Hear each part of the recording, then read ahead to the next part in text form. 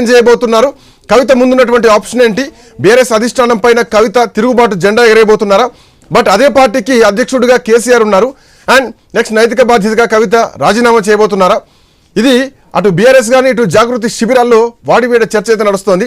మరింత సమాచారం కోసం మా కరెస్పాండెంట్ స్వామి అందుబాటులో ఉన్నారు. స్వామి, మొత్తానికి బీఆర్ఎస్ పార్టీ వేటు వేసింది. What next? కవిత అడుగులు ఎటువైపు ఉండబోతున్నాయి?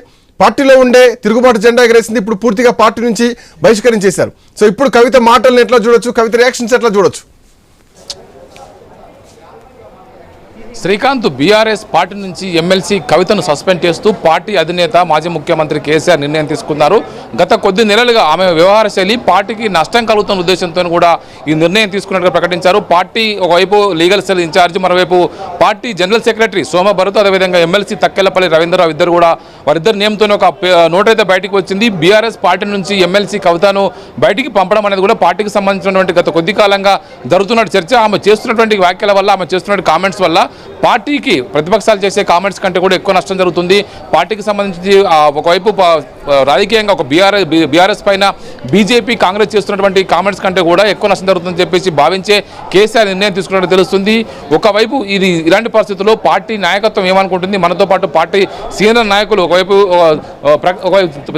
చెప్పండి అన్న, మీరు ఏమనుకుంటారు? రాకేష్ రెడ్డి గారు, మీరు పార్టీకి సంబంధించి ఒకవైపు చాలామంది క్యాడర్ అంతా కూడా ఆమె చేస్తున్నటువంటి కామెంట్స్ వల్ల పార్టీకి కాంగ్రెస్ కంటే కూడా బీజేపీ కంటే కూడా ఎక్కువ నష్టం జరుగుతుందని చెప్పేసి ఆందోళన చెందుతున్నారు. మీరేమనుకుంటున్నారు? అంటే పార్టీలో ఏ నాయకుడైనా, ఏ కార్యకర్త అయినా ఫర్ దట్ మ్యాటర్, పార్టీ నియమ నిబంధనలకు లోబడే పనిచేయాలి. కానీ ఇటీవల కాలంలో కవిత గారు చేసినటువంటి వ్యాఖ్యలు పార్టీని ఇరుకునబెట్టే విధంగా ఉన్నాయని, పార్టీ కార్యకర్తల యొక్క స్థైర్యాన్ని దెబ్బతీసే విధంగా ఉన్నాయని, మరీ ముఖ్యంగా 10 ఏళ్ళు అధికారంలో ఉండి అధికారానికి దూరమై ప్రతిపక్షంలో ఉన్నప్పుడు రేవంత్ రెడ్డి గారి అరాచకాన్ని ఎదుర్కొంటూ, కేసులను ఎదుర్కొంటూ, జైళ్ల పాలవుతూ ప్రజల కోసం చేస్తున్నటువంటి పోరాటాన్ని దెబ్బతీసే విధంగా ఉన్నాయి అని పార్టీ భావించినటువంటి నేపథ్యంలో ఈరోజు కష్టమైన తప్పలేదు ఈ నిర్ణయం. కష్టతరమైనటువంటి నిర్ణయమే. ఎందుకంటే కవిత గారు తెలంగాణ ఉద్యమంలో తెలంగాణ జాగృతి ద్వారా తెలంగాణ తత్వాన్ని, తెలంగాణ చేస్తున్నటువంటి పోరాటాన్ని నలుదిశలా చాటే విధంగా ఆమె అద్భుతమైనటువంటి కాంట్రిబ్యూషన్ చేశారు. ఇది వాస్తవం.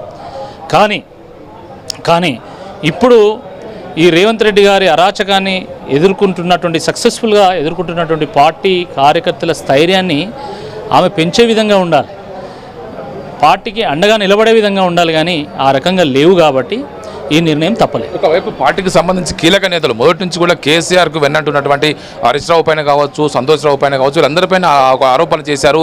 కేసీఆర్ చుట్టూ వీళ్ళంతా ఉండి అవినీతికి పాల్పడ్డారని చెప్పేసి కామెంట్ చేయడం అంటే కేసీఆర్ నాయకత్వాన్ని తప్పుపట్టినట్టే కదా. వాళ్ళంతా కూడా కేసీఆర్ నాయకత్వంలో పనిచేశారు కదా. దాని ఫలితమే కదా ఈరోజు నిర్ణయం. కాబట్టి దాని మీద అంతకంటే ఎక్కువ వ్యాఖ్యానించేది ఏం లేదు. ఒకవైపు పార్టీ క్యాడర్గా రానున్న రోజుల్లో ఏం చేస్తే బాగుంటుంది అనుకుంటున్నారు? ఇలాంటి పార్టీకి సంబంధించి అందరితో మమేకమై పనిచేసేటువంటి కవిత పార్టీకి దూరం అయితే పార్టీకి సంబంధించినటువంటి కేసీఆర్ కుటుంబ సభ్యుల విషయంలో కేసీఆర్ పార్టీయా కూతురు అంటే కూడా పార్టీ అనే దిశగా పనిచేసే పరిస్థితి ఉన్నది. ఆమె చేసినటువంటి కామెంట్స్ వల్ల బీజేపీలోకి బీఆర్ఎస్ విలీనం అవుతుందని చెప్పి కామెంట్స్ కావచ్చు, ఒకవైపు జగదీష్ రెడ్డిని తిట్టడం కావచ్చు, పార్టీలో దయాలు ఉన్నాయని చెప్పి మాట్లాడడం కావచ్చు, ఇవన్నీ కూడా పార్టీకి సంబంధించిన విషయాలు కొద్ది కాలంగా 3 నెలల కాలంలో ఆమె ఒకవైపు పోరాటం చేస్తూనే పార్టీ నాయకత్వాన్ని కేసీఆర్ను ఒకవైపు పొగుడుతూనే మరోవైపు ఇలాంటివి చేస్తుంది కదా. వీటి విషయం వల్ల రానున్న రోజుల్లో ఏం జరిగే అవకాశం ఉంది? అంటే తప్పకుండా అవి పార్టీని ఇబ్బంది పెట్టేటివి కదా, పార్టీని ఇరుకున పెట్టేటివి. ముఖ్యంగా ఇప్పుడు పీసీ ఘోష్ కమిషన్ వేసిన తర్వాత మళ్ళీ కాళేశ్వరం మీద సిబిఐ ఎంక్వైరీ అంటున్నటువంటి ఈ నేపథ్యంలో అవి పార్టీకి ఉపయోగపడేటువంటి వ్యాఖ్యలు మాత్రం కావు. ఈ సమయంలో కేసీఆర్ గారికి అండగా నిలబడాలి. ఎందుకంటే ఈరోజు తెలంగాణ సాకారం అయిందంటే అది కేసీఆర్ గారి సంకల్పము, బీఆర్ఎస్ పార్టీ చేసినటువంటి కృషి. కాబట్టి బీఆర్ఎస్ పార్టీ ఇది ప్రజల పార్టీ, తెలంగాణ పార్టీ, తెలంగాణ ప్రజల గుండెలను ఆవిష్కరించేటువంటి పార్టీ. దాన్ని కాపాడుకోవాల్సినటువంటి బాధ్యత ఈరోజు కేసీఆర్ గారి మీద, పార్టీ నాయకుల మీద ఉంటుంది. కాబట్టి ఈ నిర్ణయం తప్పనిసరి పరిస్థితుల్లో తీసుకోవాల్సి వచ్చింది.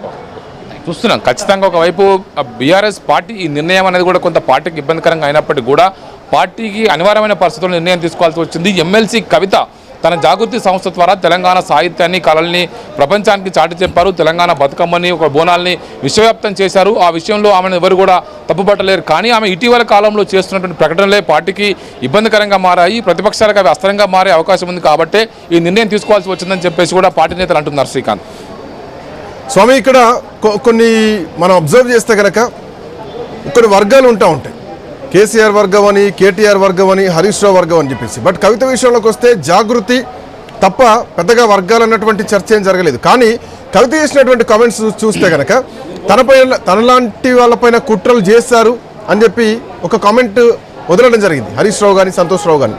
ఇప్పుడు అట్లాంటి టీం ఏమైనా బయటకు వచ్చేటువంటి అవకాశాలు ఉంటాయా బీఆర్ఎస్ పార్టీలో? ఎందుకంటే కొన్ని వార్తాపత్రికల్లో కథనాలు కూడా రావడం జరిగింది, 5 ఎమ్మెల్యేలను తీసుకొస్తే మంత్రి పదవి ఇస్తానని చెప్పేసి కాంగ్రెస్ పార్టీలో ఈ అన్ని ఆరోపణలు కూడా వచ్చాయి, కొన్ని చర్చలు జరిగాయి. అట్లాంటి పరిస్థితిని ఏమైనా ఎక్స్పెక్ట్ చేయొచ్చా?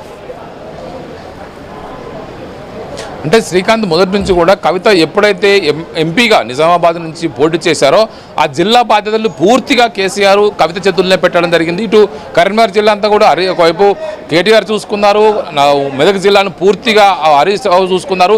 ఎక్కడ కూడా ఒక్కొక్క జిల్లాకు వాళ్ళు పూర్తి స్థాయిగా జిల్లాకు సంబంధించినటువంటి కష్ట నష్టాలు కావచ్చు, నాయకత్వాన్ని పెంచి పోషించడం కావచ్చు, నాయకత్వాన్ని ఎదుగుదల కోసం కావచ్చు, వారికి పదవులు ఇచ్చడం కావచ్చు, పార్టీలో పెంచి పోషించడం లాంటి అనేక కార్యక్రమాలు ఒక్కొక్కరికి ఒక్కొక్క జిల్లా బాధ్యతలు అప్పచెప్పి ఆ కేసీఆర్ వాళ్ళకి పూర్తిగా ఫ్రీ హ్యాండ్ ఇచ్చారు.